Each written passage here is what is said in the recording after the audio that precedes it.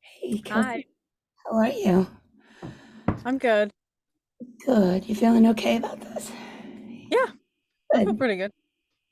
Excellent.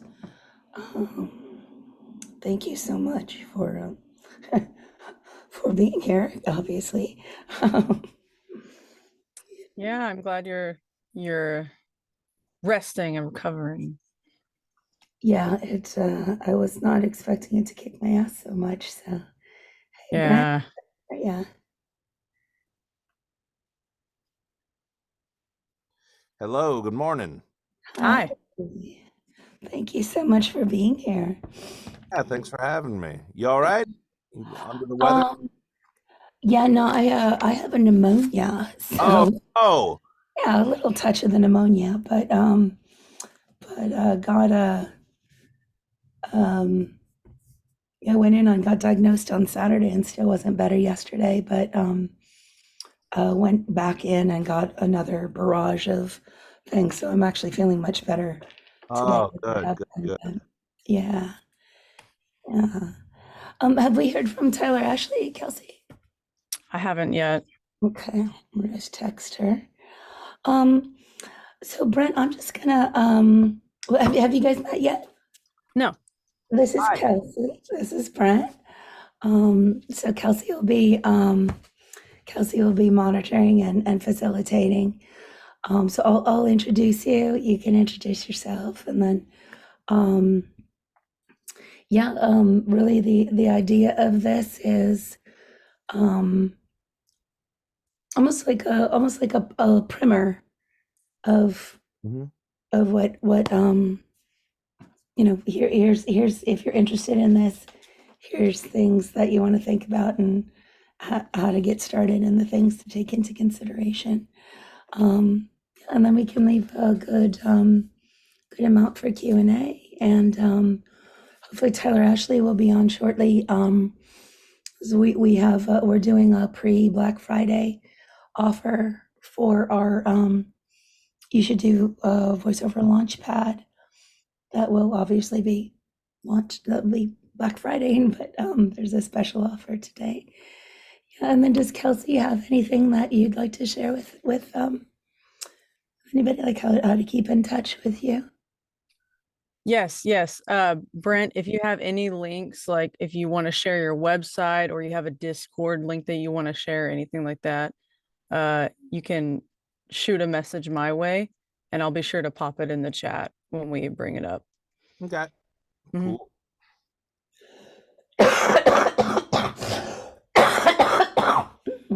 How are you doing, Brent?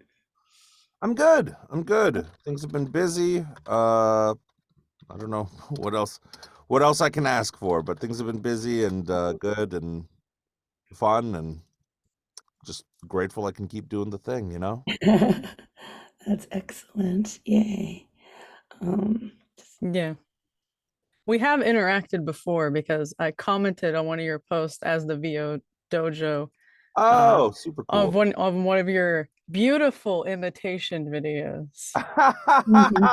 Yeah. I do remember that now. Okay. Some of my best work. Honestly, that link, that's all I want to promote. All right, sweet. I'll go ahead and put that over here.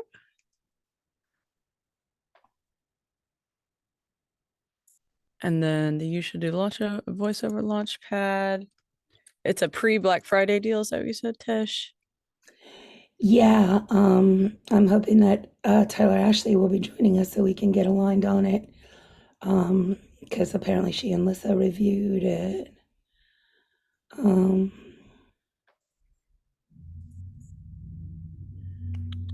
And if she's not, then I want to make sure that you have all the information.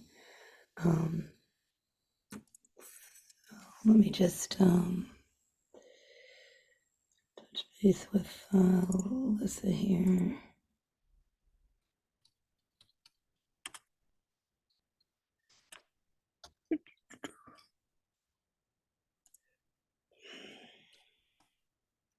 I did send an email out to everybody with the link again.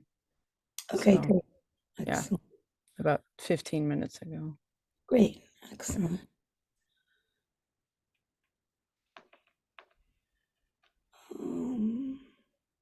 What are your Thanksgiving plans, Brent?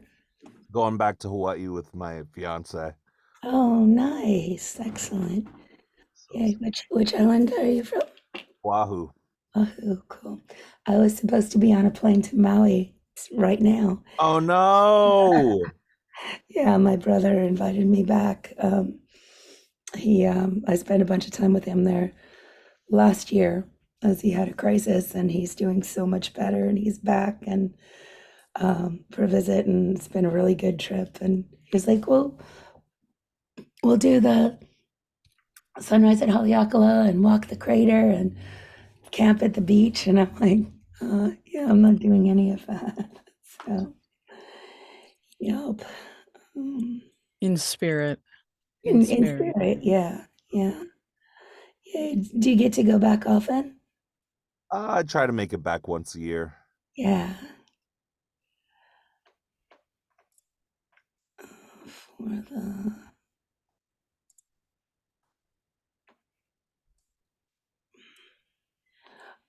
Kelsey, if we don't hear from Tyler Ashley, would you be comfortable sharing what our offer is? If I get it from Alyssa? Yes, if you get the pitch, the whole pitch, because I'm not Yeah. sure what it is, but yes. Yeah. Let me see what's going on with everybody. This is kind of why I checked in with people earlier. Okay. And just as a refresher here, is somebody going to be asking me questions about my past, or am I just going to be? Oh, I'll introduce you. I'll introduce you and say, tell us a little bit about yourself. And if it's helpful, Brent, I can stay on and navigate. I don't know if you have like a presentation that you're planning to do, or what like, do you have a plan or? Yeah, I got a rough plan. Jeff was saying that it's going to be more me talking about the journey to where I'm at right now. So I kind of have the beats kind of planned out. If there's specific questions that you want to do, I'm totally fine with that. If you want to go get some sleep because because I'm sure you could use some. Yeah, yeah. I have no qualms with any. Um, yeah. Yeah, I think,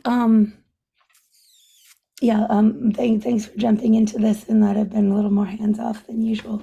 Um, yeah, I think hearing your journey is always helpful. And then what I like to do with these things of like is um um just like um what are the skill sets that you need to get into anime? How do you start to approach it? How do you build your business? How do you build relationship? Um, I think it's fascinating too that I think um, that it seems like understanding that having opportunity. Oh, there she is! Yay, awesome! Having opportunities uh, to build your con. Having promoting your characters at cons seem part of the business model for anime. So yeah, yeah, I think that's that, so that people can walk away with sort of a little overview of how to approach it. And then I would imagine that people who are coming to join might have some more in-depth questions as well. Cool. So I'll keep it pretty brief. And we're going till 11, correct? Yeah, yeah, Yes. yeah. Yeah. And Yeah, I feel Tish, good. Oh, sorry. no, it's okay. Sorry. I was just saying, Tish, if it lulls or something like that, I have plenty of questions in the noggin that can kind of Okay. help. I have hosting experience, so I can kind Oh, of awesome. help Yeah, navigate. awesome. Well, just with my voice being where it is, I think I might be more of a distraction than people might be too worried about me. So maybe I'll um, maybe I'll just introduce and step up. Hey, Tyler, Ashley, how are you? Hey, I'm good. How's it going? A little bit better today, but still obviously not great. Um, um, yeah, nobody wants to hear that. Do you have all the information and ready to roll with the pre-Black Friday sale for today? Yeah, so I know what the special is, but there's no one for like, just want to be clear, I don't have like a slide or anything that's going to pop up. We just talked about what it was going to be. And so I'll speak on that. If there is a slide that there was something in the background that was worked on, I'm here and I can share that. But what I do know is the special, if they sign up the day of at 77, and it'll increase every day for Launchpad. Yeah, today it's 77, and then it'll be today is a pre-Black Friday sale for 77, and then next week it'll be 97 and then up, right? Yep. So that's what I will pitch. That for today, Launchpad is 77, and for people to move forward with that, and we'll do the same thing we always do: share the link so they can schedule a voiceover, and if you guys can share all the people who registered, then I can reach out to them. Hey, Brent. Hey, Kelsey. How are you guys? Happy Wednesday. Hello. Happy Wednesday. Hi. Doing well. Is there a promo code or anything I need to know? Or it's just there? Yeah, I don't think I was given a promo code or anything. I think what me and Lisa talked about, let me pull it up on my phone, make sure I'm not missing anything. Yeah, Black Friday, 77. Yeah, I don't see a code up here. Let me ping her and see if she created one. And then maybe I just never received it. She said she got you everything, so yeah, let's get on the same page and make sure we have everything. And let's see.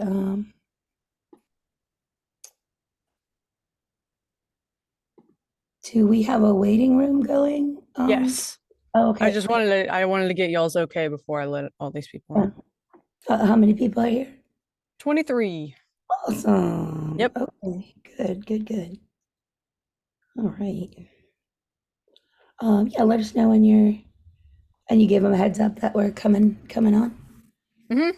Great. Cool.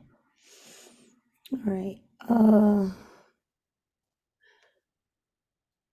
I guess we can get started. Look at your cheetah cup. I guess we can or is it Jaguar? It's a Jaguar, but Jaguar, there we go. Yeah. Costa Rica. I didn't see its whole shape of his face. I guess Taylor Ashley, if you can touch base with Lisa during the call, we should probably get started. Okay. Are you with me, Taylor Ashley?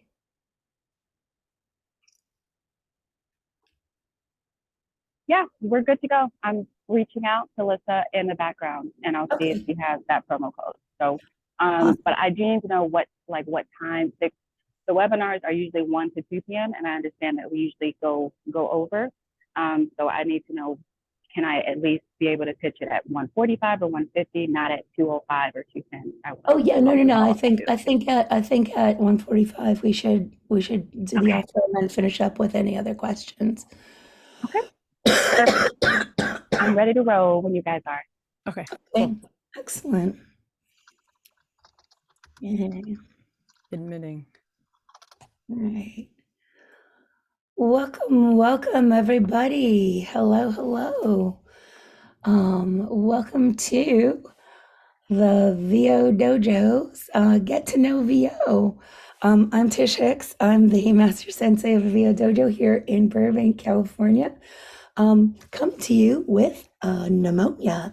So I will not be talking very much today, but this is our free monthly webinar series that we do the third Wednesday of every month. And we focus on a subject around voiceover that if you're getting to know all of voiceover, getting to know parts of voiceover, that's what Get to Know VO is about. We are super excited to welcome back Brent Mukai, who's one of our favorite and most chosen Fight Club members. Brent's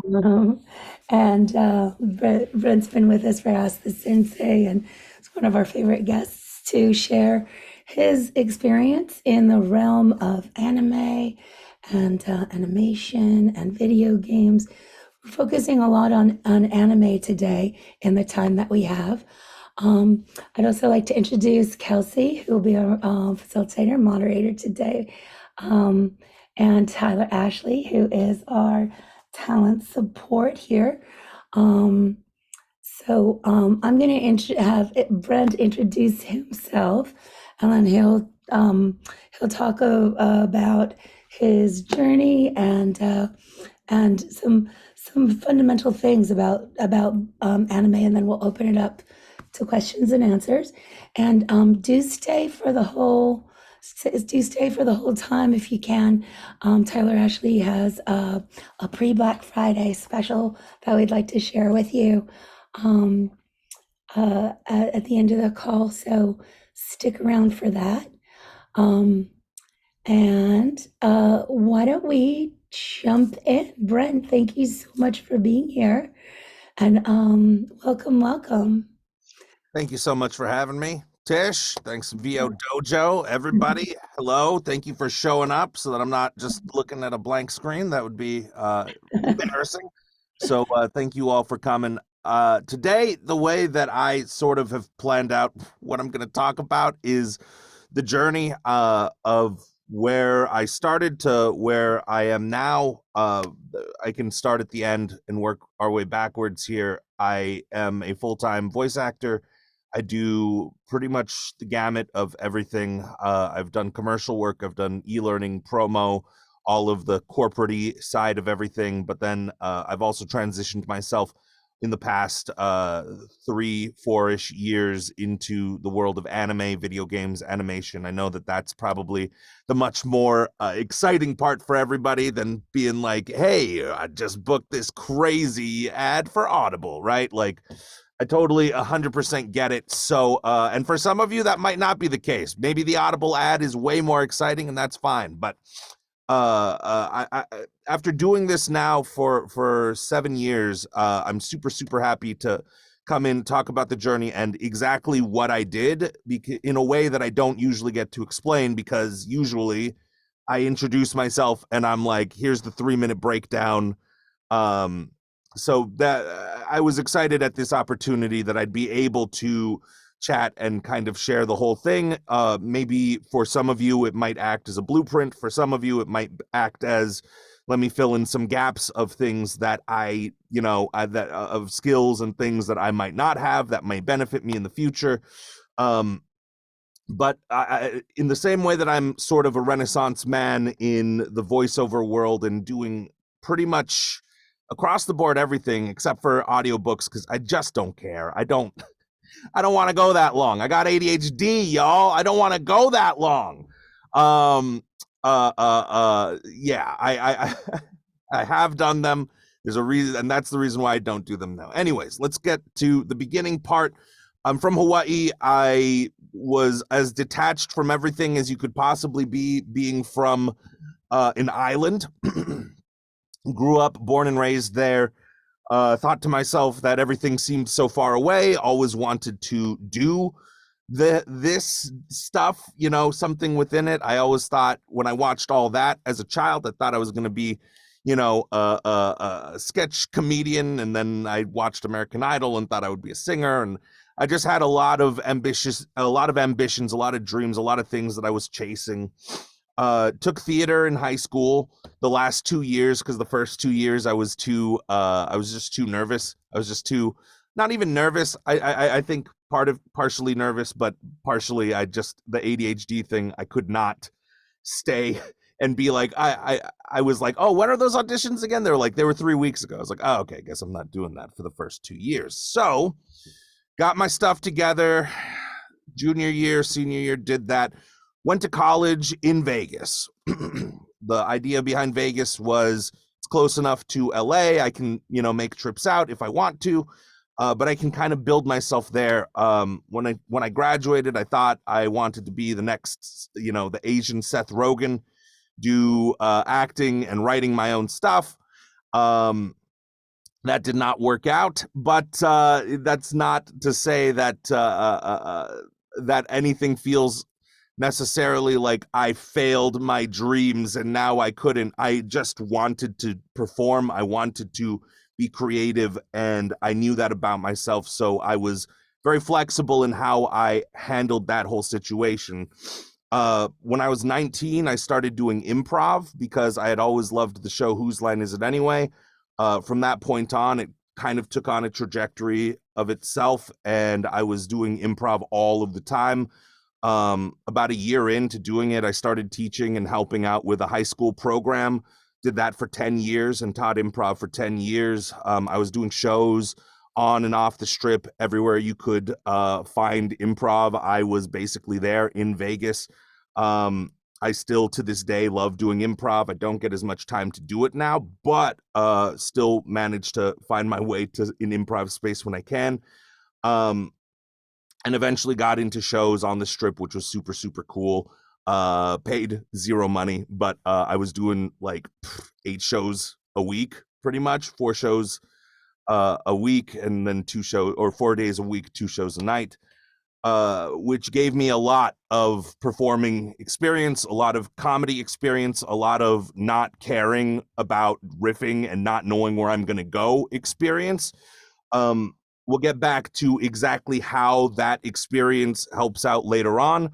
But somewhere along the way of improv, our show got canceled at the Planet Hollywood. I said, I'm not going to just sit and wait around anymore.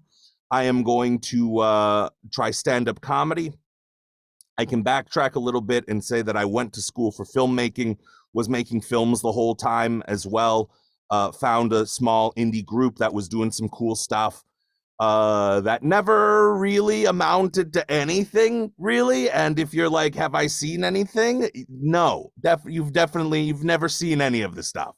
It's out there somewhere. You've never seen it. That's fine. It's the experience, right? So went through all of that to realize I didn't want to do writing necessarily, screenwriting specifically. I realized that the on-camera acting world was going to be somewhat limiting being in Vegas. So the improv stuff was cool because I could do it anytime. When the show got canceled at Planet Hollywood, I transitioned over into stand-up comedy, found my footing really fast because a lot of people were like, where are you from? When did you get here? And it's like, dude, I've been here. I've been here like 7-8 years. What do you mean? They're like, why haven't you? And I'm like, oh, I'm new.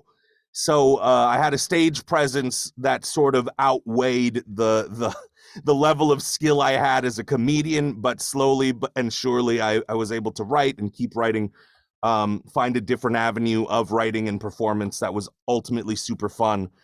Came to a place where like I was going on the road and just losing money. Like that's not fun.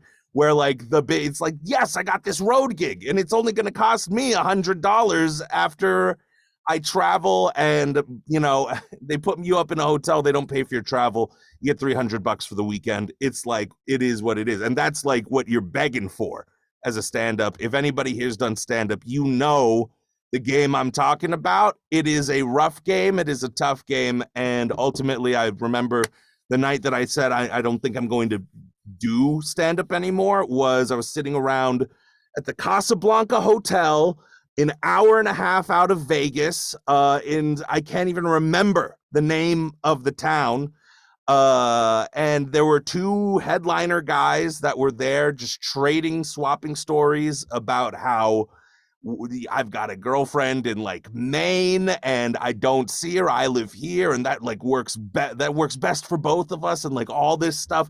And like, yeah, I'd never give up the road, man. And like, I woke up one time and I was covered in blood and there were bed bugs that I had been crushing all in my sleep. And I just woke up covered in my own blood. And they're just laughing about it. I'm sitting here like, is this my future? Is this where I'm going? Is this what I'm aiming for? Is this the peak of where I'm trying to be? And I said, I don't want to do that. That's not my life. I'm sure some people, that's exactly their life. And comedians, dude, respect, because that is your life. You're going to wake up sometimes covered in blood. That's totally fine. Stories for days. I'm boring. I don't mind not having the greatest stories of all time. I don't mind not waking up in my own blood and doing a job that is morning to nighttime. And then at nighttime, I get to check out a little bit. So, flash forward to 2016. I was still doing a little bit of stand-up. I was thinking about getting out of it.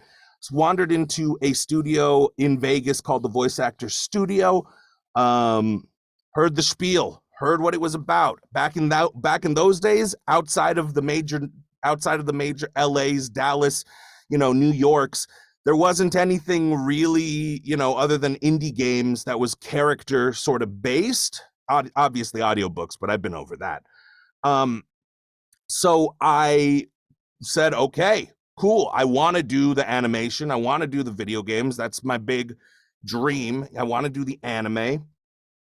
But for now, with what I'm working with, I can do commercials. I don't mind doing e-learning. I don't mind doing all of this stuff, because this entire time, now it's been about 10 years since I've been in Vegas chasing the dream.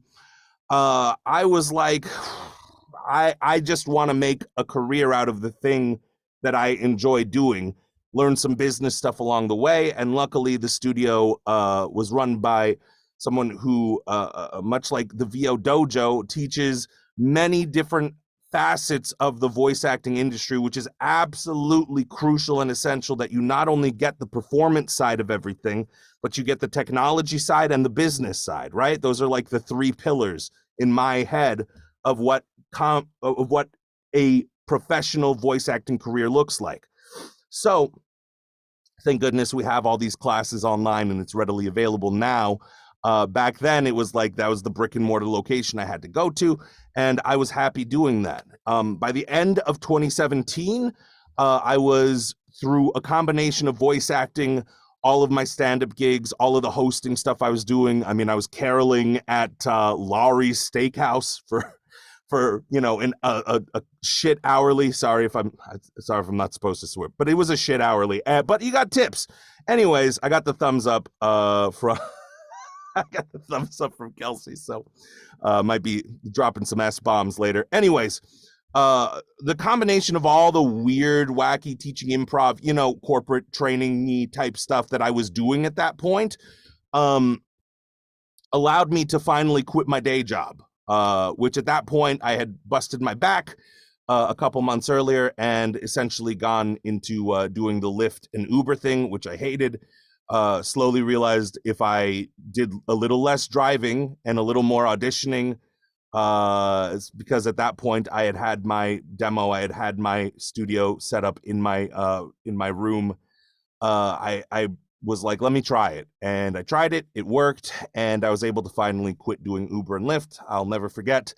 It was late 2017. And I took the stickers off of my car and said, I am a full-time voice actor now, even though technically I was doing other stuff too. But I was a full-time artist performer. So let's take that. I was, still struggling, new business owner, new entrepreneur, new voice actor, voice talent as I was moving through the world. I was saving money, and I knew that the thing that I was going to do with that money once I had saved it was invest in getting out to LA and taking classes and chasing those dreams.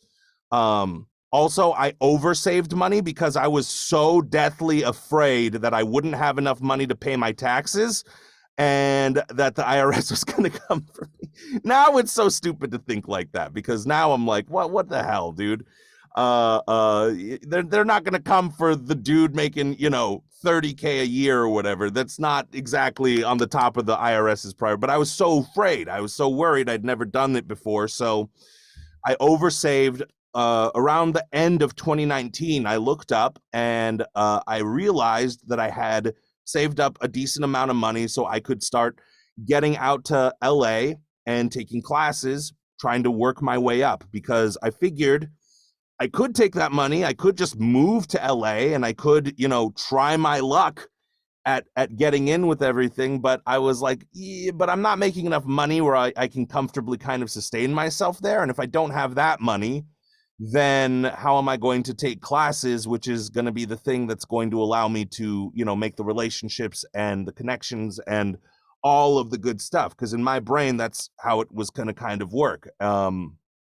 And what a lot of people had told me. So I was like, let me do everything that I can from Vegas with my cheap ass rent that I've had the same apartment for the last 10 years, you know, with 3 other roommates. And I was like spending money on nothing else. I was eating, I was paying for a roof over my head and a car payment. But other than that, everything, I didn't buy anything because the dream was what was most important to me. So end of 2019, around October, November, I started just traveling, just going to LA to take classes.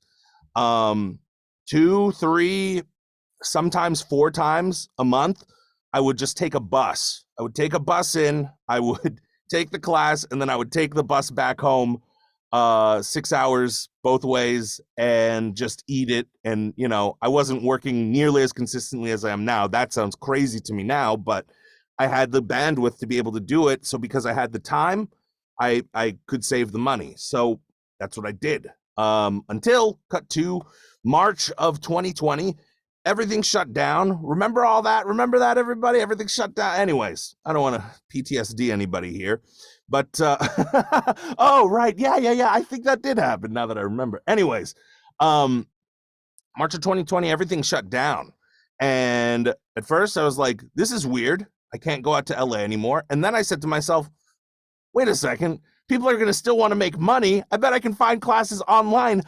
Finally, I bet I can find classes online for all of the people that I want to take classes with, at least a few in LA. So I went online to the places that I had taken in-person classes, and what do you know? They were all offering online classes now in a way that they never, ever had before. So the entire industry opened up, and I was sitting here with enough money for travel and classes, and I said, I'm gonna just take classes. I hate the bus. Don't ever take a Greyhound. I don't care if it's $5 for a round trip on a Greyhound. It's not worth it. I'm telling you all right now, I fell into the trap. It's just a bunch of people that you would not want anywhere near you. Anyways, okay. It's my spiel on Greyhound. But if Greyhound wants to pay me for an advertisement, don't tell them I talked shit. Anyways, I'll sell those Greyhound tickets, baby.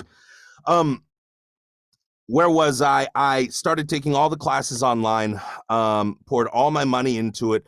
And very quickly, what I started realizing was, oh my God, there's opportunity here. And I'm starting to book work just from seeing people, just from getting in front of people, doing a good job. And it wasn't just from the people that I was taking class for, the coach. It was people that were also in the class that I started making friends with because I was texting, I was messaging them, passing classes or passing notes in class, right? It was what it always kind of felt like. But I would do that and just be like, yo, good job. I love the way you read that. That was super cool. And then those people were like, hey, I happen to be a casting director for blah, blah, blah, blah, blah. And I'm like, what? Why are you taking a class if you're like an actor? Anyways, that happens. You never know who's watching. You never know who's doing what. And I wasn't like nefariously like, yes, I know that person is a casting director for this. So let me craft the perfect email to make them like, I was just being honest. And I was like, yo, that was an awesome read. You see enough people that long and we're all, trapped inside our homes for that long, you start making friends.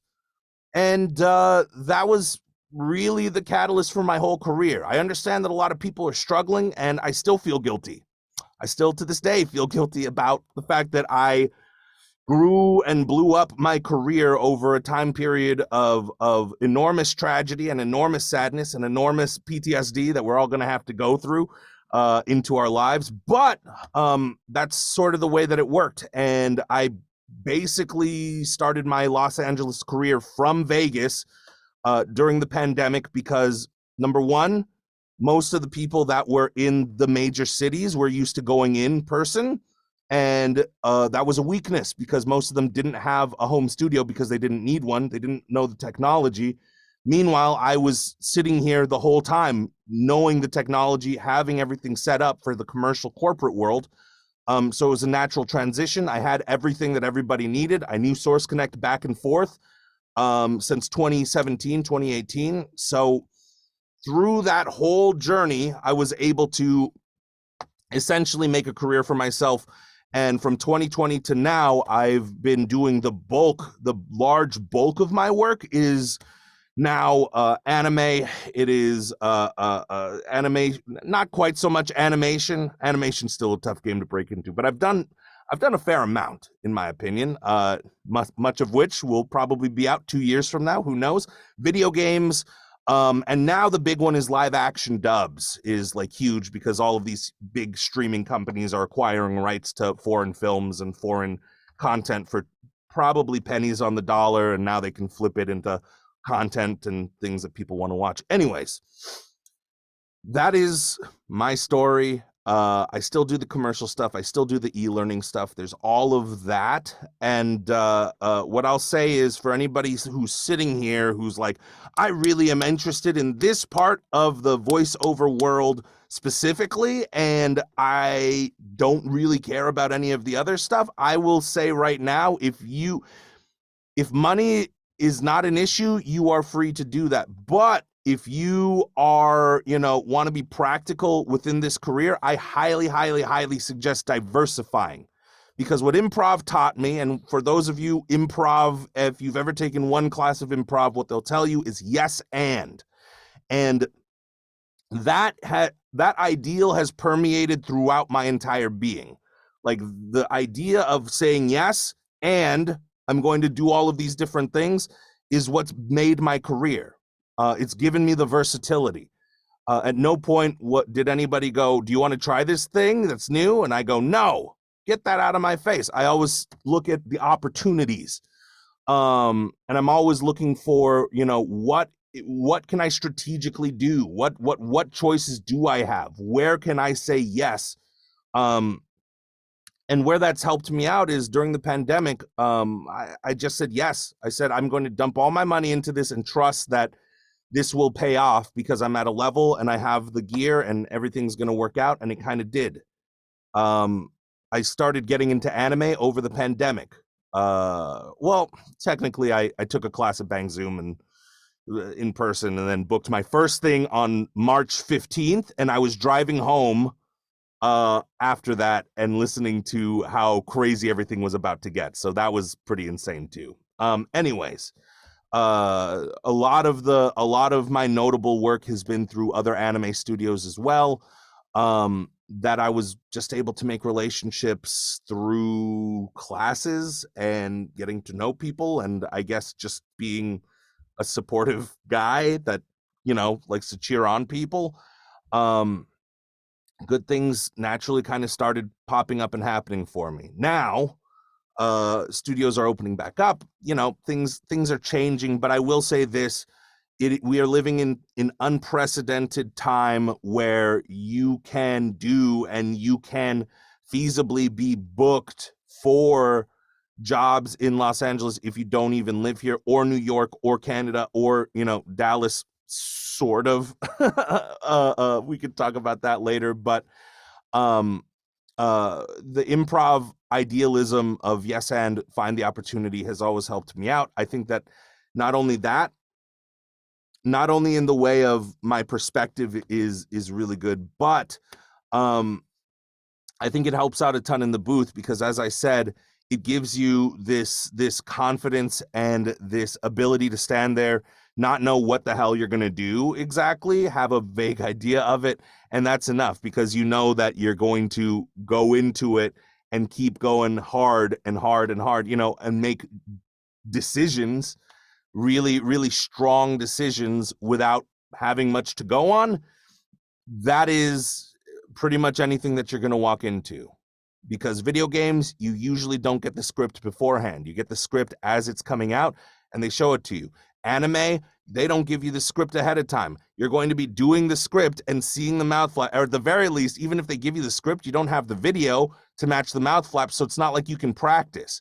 So all of what we're doing, don't think of improv as like, oh, I'm going to improvise a funny, silly joke at the end of this. No, it's about having the confidence to stand there, make strong choices, and deliver without having much to go on. And that is what anime, that is what video games, is all about. So I highly, highly, highly suggest to anybody taking an improv class. I think that it's great for performers specifically, but also I do believe in general anyone can benefit from an improv class because it teaches phenomenal, phenomenal skills that we sometimes overlook in our daily lives as we move through the world, right? So that is my whole spiel. I'd like to save the rest of the time for questions.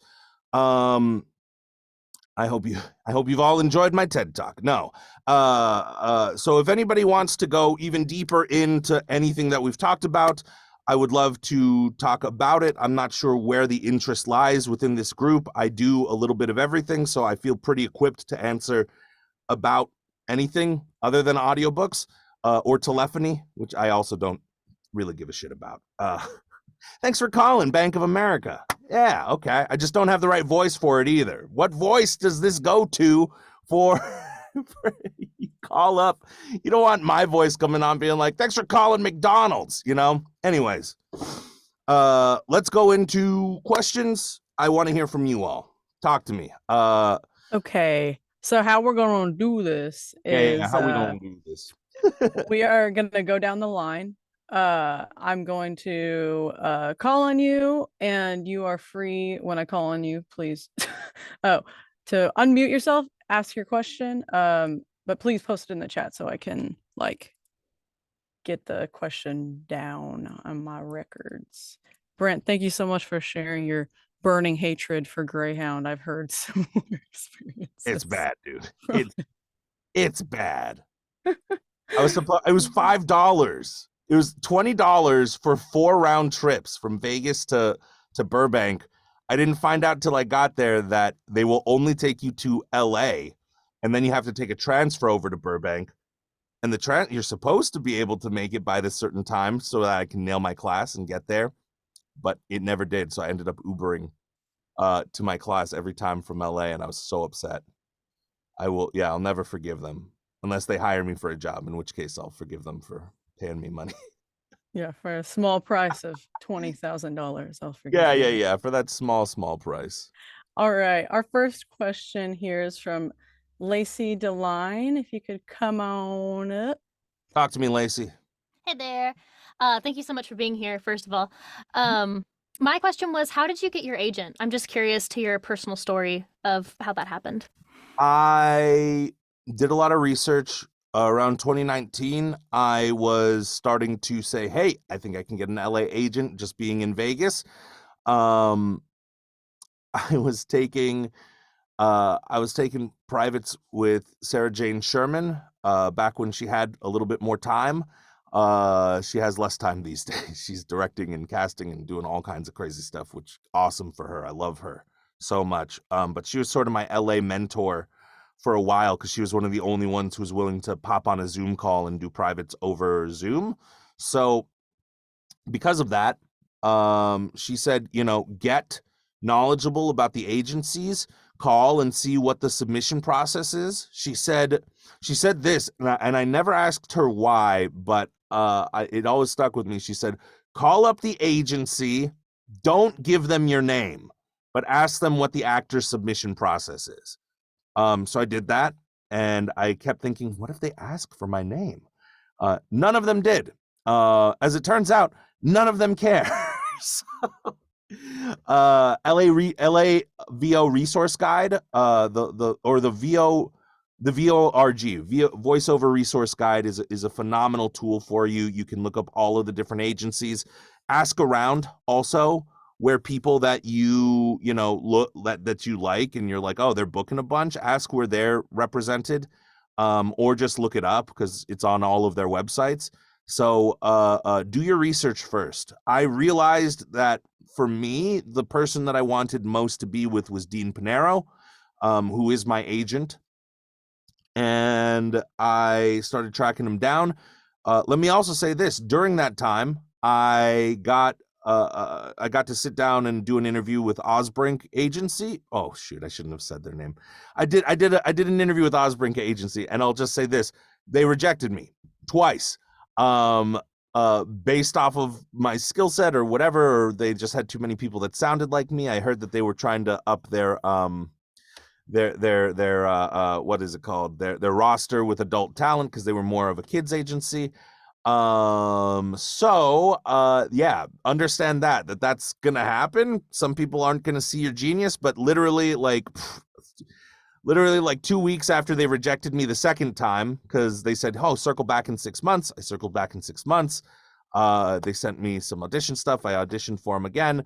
They said, nah, you're just not what we're looking for. Like 2 weeks later, I got in a class with Dean, showed him what I got, showed him my my range. We did like 1 commercial, 2 characters, and he understood immediately. And I just had all of the right tools for him. I had everything that he needed at the time. This was July of 2020. Everybody, again, scrambling to get their home studios together to understand everything. I told him my backstory and was like, yo, man, I got everything you need. I have all of this. I have everything set up. I have Source Connect. I've been doing this for years beforehand in the commercial realm. I want to get into the animation and the character realm. And at that point, I'd probably taken about 15, 20 classes in character.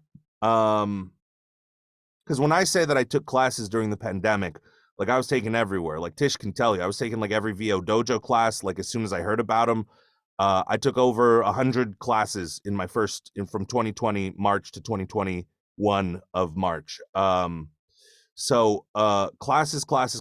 That's how I got my agent. That was the fast track. I had been trying to get with Dean. I had a guy walk in my stuff to Dean. Didn't hear anything back. But getting in front of a person and melting their face off with your talent, that's pretty hard to deny. So that is how I got my agent. He signed me the next Monday. After that, he didn't even send me a contract or anything. He just started sending me auditions, and that's how we've been rocking ever since. A week later, I booked Ratchet and Clank.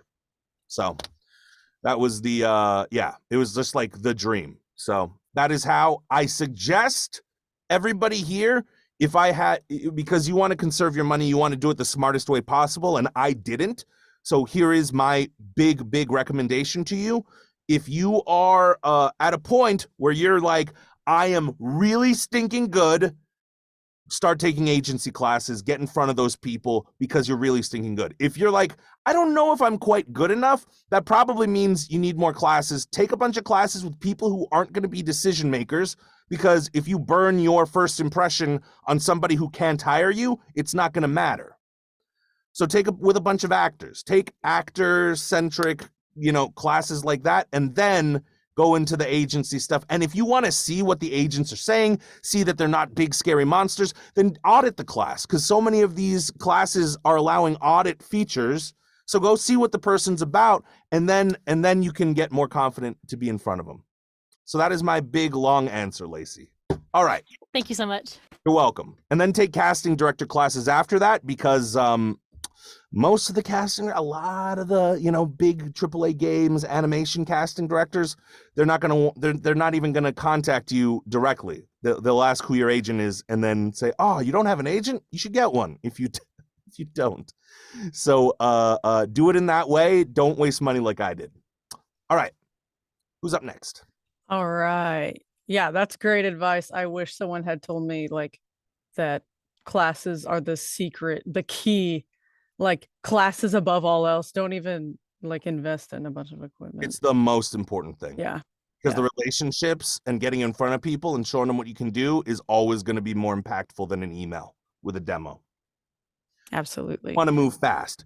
Cold email marketing, all of that, LinkedIn, all of this stuff, that still works. I'm not saying it doesn't work. I'm saying that it moved fast for me because of the classes. Anyways. Right. Who all right. Amanda, come on up. Hey, thanks so much. You sort of got into obviously classes, but my question was about that. So I also do kind of the smorgasbord, the charcuterie of totally, including audiobooks, which gets long. I totally get that, but my super passion is video games. Mm-hmm. I feel like I'm putting out some really good auditions and haven't got much traction. I've done probably 5. But what classes would you specifically recommend to really kind of get my you know, big boot in the door. What's your agent situation like? I've got several. I've got stars in San Francisco. I've got a couple in Minneapolis, where I'm from. I've got a couple in Arizona. I have a management company, so I'm getting a lot of auditions. Definitely way less in the video game Yeah, world, yeah, but yeah, yeah, yeah. That's gonna be probably number one priority for you is getting on LA/New York radar, and with the caveat of New York if they're bi-coastal and they'll be getting you those auditions. But LA is probably gonna be the most heavy with the video game auditions. You gotta get those auditions. And what I'll say is sometimes your agencies are getting the regional agencies are going to be getting some video game stuff, but that doesn't necessarily mean that they have the strongest relationship with the casting directors of those video games. So it very well could be that it's not you. And if you think you're putting out phenomenal work, like keep putting it out, but know that you're going to get heard differently once you have a New York/LA agent. Copy. Thank you so much. Very welcome. All right, moving right along. Tyler, come on up. Hi. I'm in L. How you doing? I'm based in LA, but thinking about moving back to Dallas. And you mentioned Dallas as a type of VO landscape that is worth talking about. Do you have anything to add to that? Dallas has anime. Dallas has anime. Dallas has anime. That's that. If you're, how do I put this?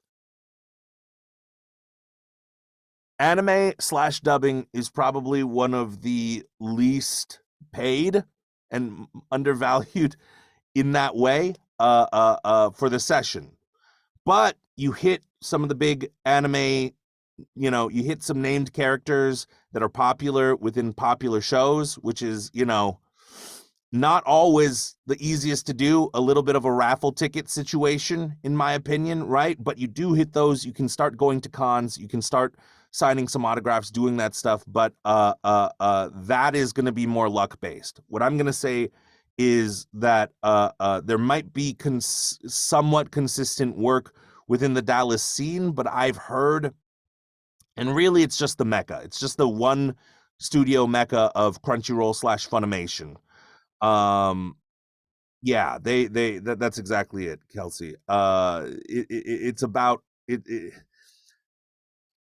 about 9 months ago, they said we're not doing remote records anymore unless you're already on a property. So a lot of people have lost out on a big chunk of the anime work has gone there because they have a lot of it. They have the rights to a lot, so what I would be weighing is the cost of living there is much cheaper, right? I've also heard that sometimes the rates aren't equal for everybody there. Like, this stays between us here, but yeah, like if you're just starting in with them, they might stick you with a rate of like $50 an hour type of deal. And you might get, maybe if you're really, really good and you're there all the time, you can book like, 8 sessions a week, which would be incredible because they need really good people because now they're just in Dallas. But, that's $800. I don't know, like for the week. And that's not guaranteed ever. That's not ever guaranteed necessarily that you're going to be there that often. For most people, especially starting out, maybe you'll be there once, twice a month, right? As you build your way up. But if you want to go the anime route specifically, and it's like, I'm going to be an anime guy and I'm going to work for the company and, I'm thinking longer term. Yeah. But other than that, there might be a few regional things that are there, but you're in the mecca right here. Like LA really is right now, currently, still the mecca of everything, character-wise. So if you don't have that burning passion for anime, I would weigh that. I would weigh that. That's what I mean when I'm talking about Dallas and all of that stuff is like the anime specific stuff. Because Tish kind of was saying like, you know, people might be interested in hearing about anime things specifically. But is that fair? Do you have any follow up? It is. Yeah, that makes sense. Cool. Thank you. You're very Yeah. welcome. Good job on Demon Slayer too. I just finished it. Thank you. Which, by the way, that was here in LA. So it's There you not go. like there's no LA. There's no LA anime scene here. You know, there is. So Yeah. All right, we're gonna take a quick little commercial break for a moment because we have an offer for you guys. Tyler Ashley's gonna tell you all about it. Tyler, come on in. All right, thanks for that. And Brent, this has been awesome so far. Like you, first of all, you're awesome, and Oh, your thank you. storytelling is like I've been cracking up over here. Like, oh my god. Thank So yeah, you've been awesome. But yeah, so we have a pre-Black Friday special that we wanted to share just with the people who actually registered for our Get to Know VO. So you'll be receiving this via email this afternoon, but we're doing a special for just our launch pad. So launch pad is where everyone starts. It's a self-paced module. It goes over everything voiceover, whether you're still in it or you're coming back. You will learn about the 4 genres, tech care, vocal care, and that'll get you ready for the next portion of our You Should Do Voiceover, if that's what you're interested in. But for this, what our special is, Launchpad is $297, and today for everyone, you will get it for only $77. So that email will be coming out, and Kelsey's going to put the deets in the chat. And if you have any further questions about Launchpad, we're going to also drop our Voiceover Once Over consult link. So you're more than welcome to schedule that. That is a complimentary consult just to hang out and talk about voiceover, your needs, and how we can get you there. That's all. All right, thank you so much for sharing. Let's get back into these questions right here. Lacey has another question. Come on up, Lacey. Hey there. I was just curious as to your personal process when it comes to your auditions. Like when you get one, how do you go about it? Perfect. I'm going to go lightning mode round so I can get through as many of these as possible. Here's the things to ask yourself. What is the world? What's the genre, right? The world of the game that I'm in. That's how I know how big of a sandbox I can play in.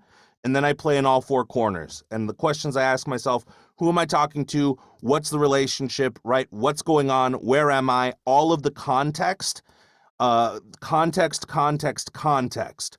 And then certainly for animation, for anything comedic, it's going to be how well can you land the joke? How well can you identify the joke, right? And how can you find and craft jokes within the thing that maybe aren't there that you find? And sometimes those are the things that book you, is like, oh, I found this extra joke in here that I didn't even realize existed. So those things specifically is how I tackle an audition. I look at the world, I look at the character in the world, and then specifically for the lines that I'm reading, I craft the context because usually they don't give it to you. Cool. Thank you very much. Welcome. All right. Kara Kovic. Come on up if you can, or I can read the question out for you. Yeah. Okay. Kara asks, what is your favorite role to date? I don't know. It's hard to say. I love them all. Gyoko, I mean, that's doing a lot for me from Demon Slayer. It's just such a fun role. I got to play a complete psychopath, just slaughtering people for no reason, just being a demon. So probably Gyoko. It was very fun. Very, very fun.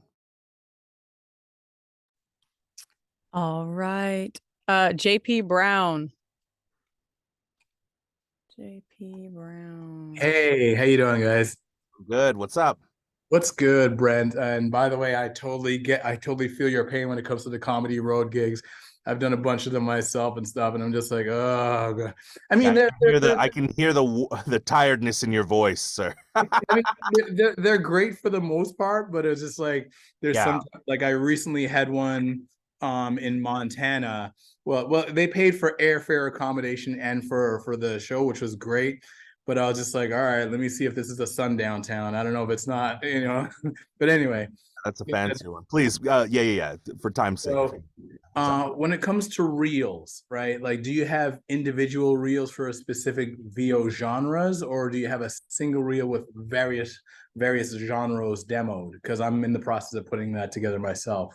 Yes, you have to. You have to do different for everything. Every genre is looking for something different, and in that way, everything under each different umbrella tip has to serve whatever it is that you're trying to do. Character, I would say, is the one exception where you can put some video games, some animation stuff, because there's a lot of crossover between those. But other than that, no, yeah, you don't want to mix a character demo with a promo demo. You don't want to mix a commercial demo with a promo demo, e-learning with any of the others. So separate them. Okay. Gotcha. Cool. Thanks. You're welcome. Okay, awesome. You actually answered 2 questions with that one. So I'm gonna move on to Emily Folger. Emily. So my question, I'll be quick, is how does anime differ from video games in regards to finding auditions? And you talked about your process of auditioning, but is there a difference in what you do for the 2? In anime, most anime is not done through agencies. So you got to track down and make those relationships yourself. See who the big players are, see who the casting directors are, see who the companies who are still doing, remote anime work are, depending on where you are in the region, and then take classes, get in front of those people. Marissa Lenti, Sound Cadence comes to mind, Michelle Rojas of Studio Nano comes to mind, that type of stuff. And then in terms of how do I approach it, I don't know that I approach it any differently. The added benefit of anime is that you have a reference point. So if they tell you what anime it is, you can go look it up. I suggest looking at the English and looking at the Japanese if it's a pre-existing show and you're coming in for season 2, because that helped me realize how closely they wanted it to match the Japanese actor when I did it, which helped me book Gyoko, I think, 100%. So you can do a little bit more research into that, whereas most times a video game, it's going to be heavily coded. Do your research, try to see if you can find anything, and if you can't, you're flying a little more blind within that realm, if that makes sense. So those are the 2 things. All of the basic stuff, though, find the world, find the character in the world, find the context of the exact situations, is exactly the same. Awesome. Thank you. Welcome. All right, Kitty Kaboom, come on up. What a name. Hey, how are you? I'm great, Kitty Kaboom. What can I do for you? Yeah, if nothing else gets him, at least the name will get a little attention, huh? It's memorable, I gotta It say. is that. It is that. Thank you. Alliteration is amazing. So I am very familiar with your work, not because here's the irony. I'm not a huge anime fan in that I watch it, but I very much want to be a part of it. I do a lot of animation. Well, a lot. Animation is my zhuzh, right? So that's what I book the most on. I'll say that. Yeah. Commercial and stuff is definitely second. Super grateful for that. I've done some stuff, but I've been trying to do video games and animation for a while, and I'm listening to you, and it's really helping me feel so grateful because I get tons of anime auditions I have a agent in New York. I guess he's more of a manager. Either way, I get anime from him. I get all kinds of stuff from him. Plus I'm with SBV, whatever. I'm not here to give my resume. I just want to say that, like, I love what I do, super grateful for it, but I do want to get into those worlds as well. And here's the irony, not trying to be the controversial chick of the day, but I recently was introduced to a friend through another colleague, and she's a white woman, and she's done extremely well in anime. And she's like, girl, don't do it. And I'm like, wait, what? This is what I know they pay shit, I'm aware, but I really just want that experience. And I figure, enough of it, you know how that goes. The ball starts rolling and whatever, prayerfully it becomes a snowball in a good way. And she was like, yeah, no, they're super racist. And you know what I thought was super interesting is that there is, Mars, of course. Yeah, of course. Yeah, so she, as a Black I don't know woman, if has been Mara able. Juno knows me, but I know her. Yeah. I'm sure she does.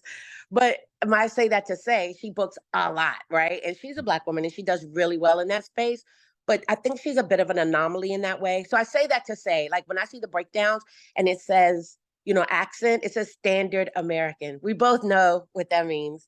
So I'm like, how do I push through that? Is there a way to?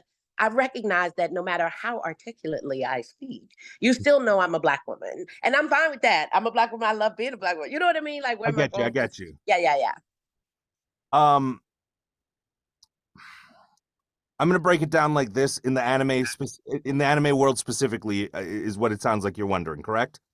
Yeah, definitely anime and video. Well, video games are not like they're across the board pretty open from what I understand. They just Yeah. pay shit. But yeah, I'm trying to do both ultimately. For anime, all you got to understand is that it's based on archetypes, and so it's not necessarily about limiting any portion of yourself.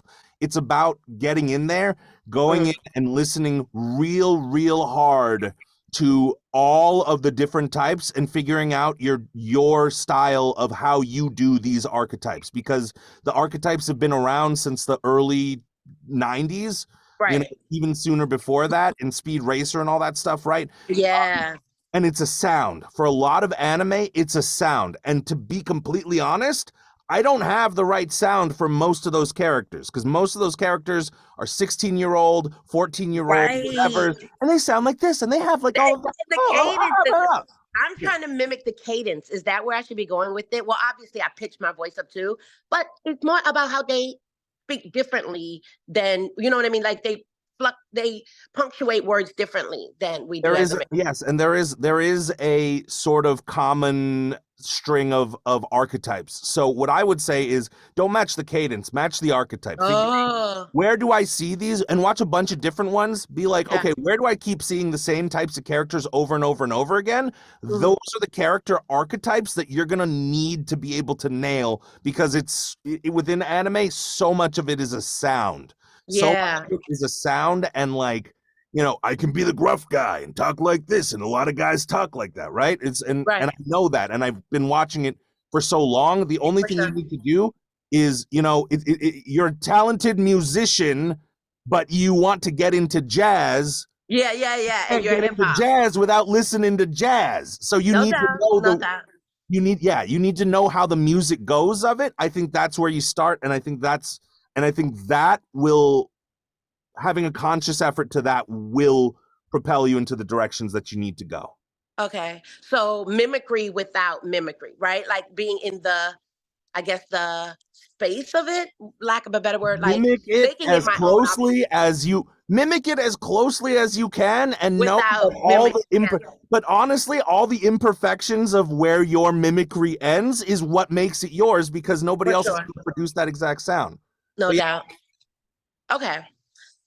Yeah. Well, again, I feel so grateful for listening to you being like, well, you're lucky if you get, and I get those all the time. I just get dissuaded or overwhelmed a little bit because I'm trying to, as you said, as I was saying, mimic sound as opposed to, you should I don't be know. able to look at an audition, look at Yeah. what they put for the character, and have the sound of what that sounds like in your head already.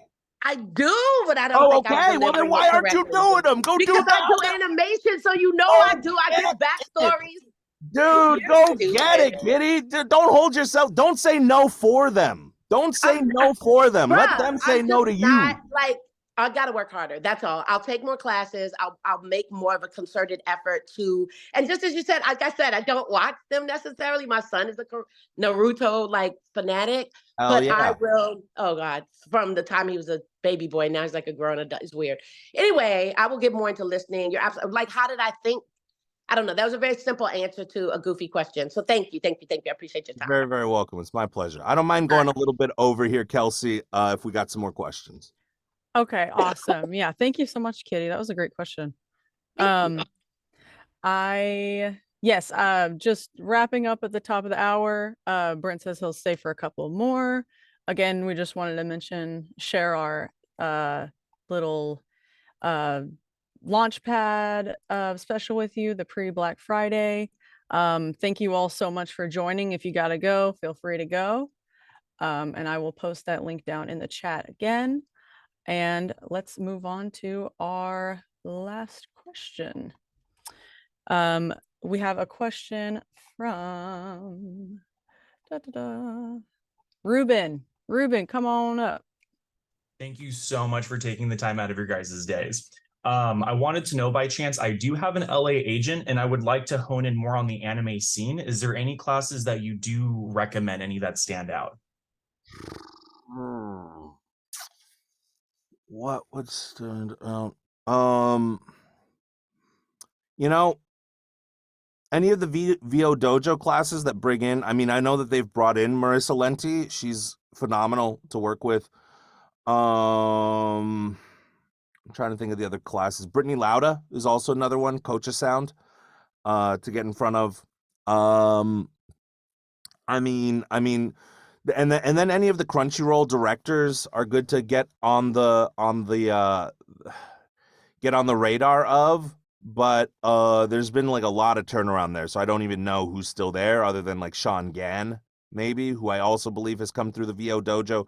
So there's like, I mean, yeah, like, and anytime that it's anime director, anime casting, whatever, that's your situation. And I mean, obviously the Mami Okadas and the from Bang Zoom, like that's gonna be great. If Jamie Simone ever does like a class from Studiopolis, like, yeah, like I'd take that class. I'm not on his roster yet, so Thank you so much. you're very, very welcome. Get as educated as you can about who's hiring. That's your best.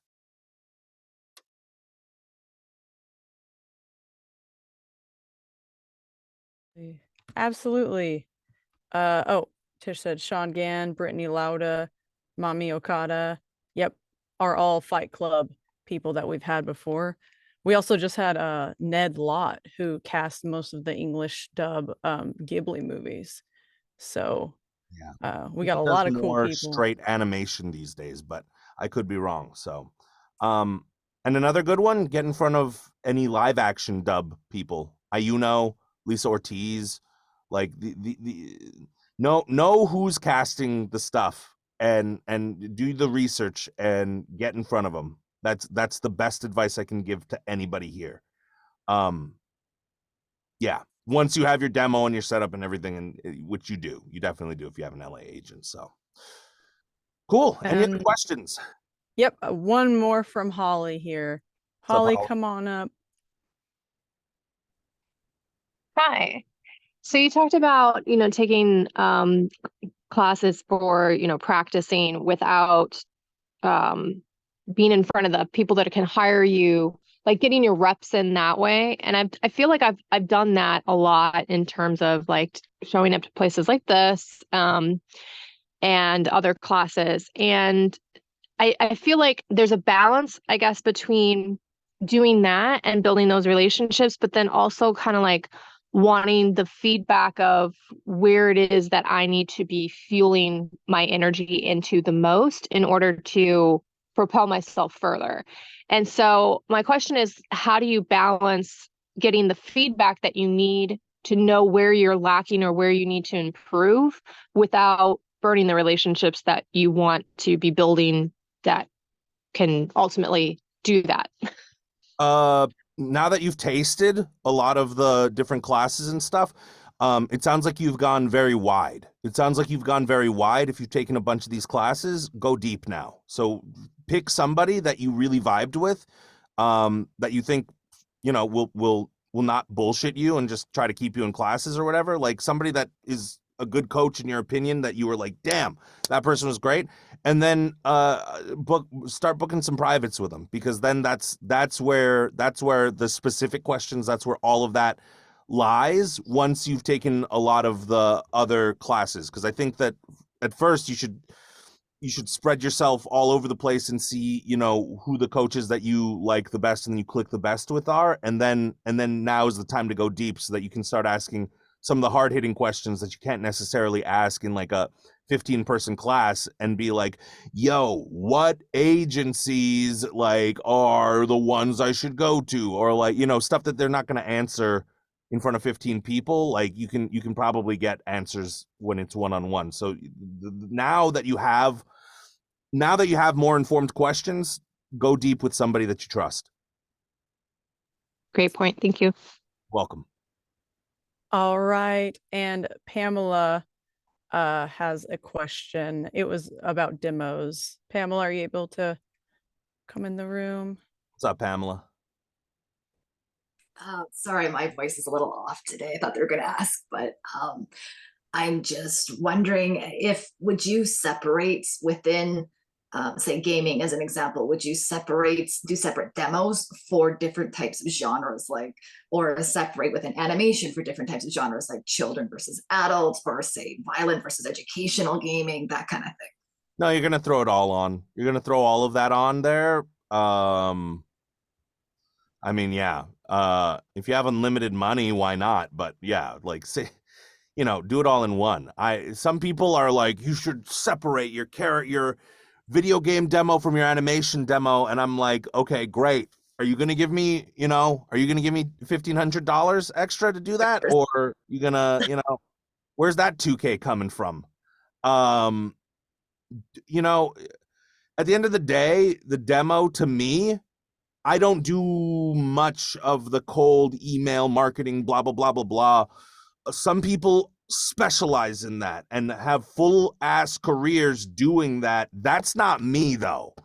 Like, so much of this game is knowing yourself and knowing where the value is going to be. So I'm especially not going to pay that much money because I'm more comfortable putting that money into classes, and that dollar will stretch further when I can get in front of people, right? Than cutting myself a second or third or fourth demo. Some people are doing that because they are sending it all over the place, and the return on investment for them is going to be much higher. Mine is not. Mine is hand-to-hand combat. I'm getting in front of your face, and I'm going to laser your face with what I can do, So I'm the same, so that's a relief. Thank you so much, dear. Cool. You're very welcome.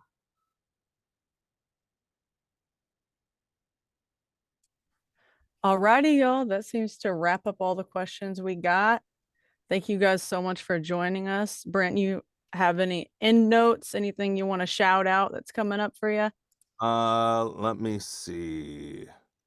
Frank, I'm just reading what Frank's comment is. We all have a storyline. Do you mind leading us out with a humorous story about your most frustrating recording experience, like technical issues abound where things just didn't go right and it felt like everything turned to salt, but you overcame it all? I don't necessarily know if I have a humorous story. Like it's a frustrating record. Well, I'll tell you this. I'll tell you all this. One of the first AAA game I ever booked was Ratchet and Clank. And I didn't realize how AAA games were done.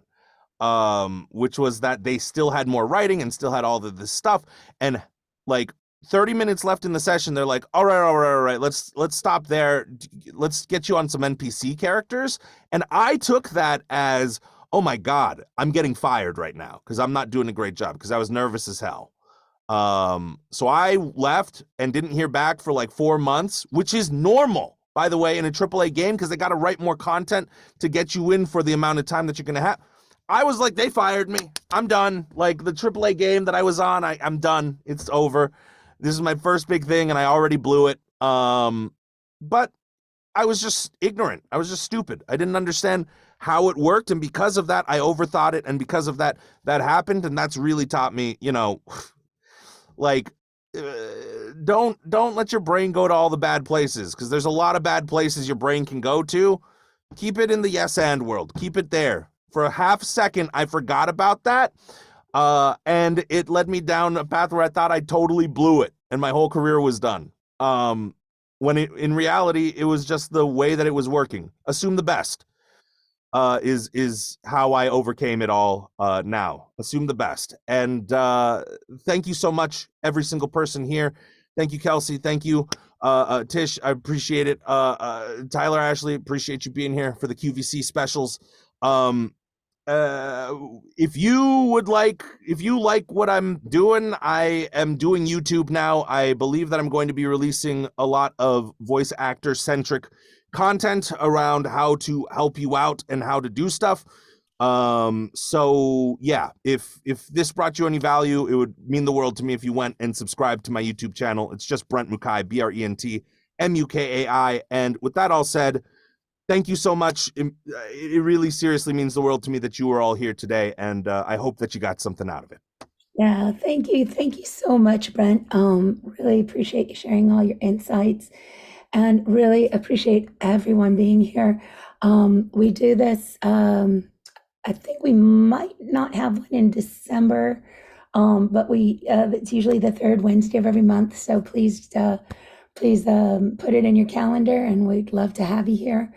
And look forward to getting to talk to everyone that might have questions about anything about your voiceover career, and how we can help. So thanks everyone. Have a good day. Don't get a pneumonia, and take good care of yourselves. Thanks, Kelsey, and thanks, Tyler, and super thanks, Brent. I'll talk to y'all soon. Talk to y'all soon. Peace. Thank you. Bye-bye.